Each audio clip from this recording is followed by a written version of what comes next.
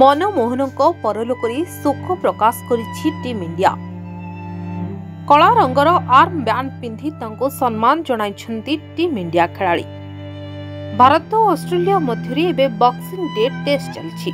आज सकाळ पूर्वतन प्रधानमंत्री को सम्मान जणाई टीम इंडियार समस्त खेलाड़ी हातरे कला पट्टी पिंधि खेलुछन्ती। गतकाली भारतर पूर्वतन प्रधानमंत्री डॉक्टर मनमोहन सिंहर परलोक घटिछि। दिल्ली एम्स हॉस्पिटल ले गतकाली राति 9:51 तांकर देहांत होइछि। 92 वर्ष वयस्क मनमोहन दीर्घ दिनरू स्वास्थ्य समस्या रे लागि रहितला। गतकाली संध्यारे तांको स्वास्थ्यावस्था बिगड़िबारु तांको दिल्ली एम्स हॉस्पिटल रे भर्ती करा जायतला।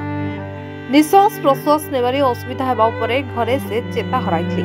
तुरंत तांको दिल्ली एम्स हॉस्पिटल लो जरूरीकालीन विभाग रे भर्ती करा जायतला। विभिन्न विभागर डाक्तरी दल तांको चिकित्सा आरंभ करथिले मध्य समस्त प्रकार उद्यम सत्वे तांको बंचाई पारि नथिले डाक्तर माने। Bureau report Hiranchal live.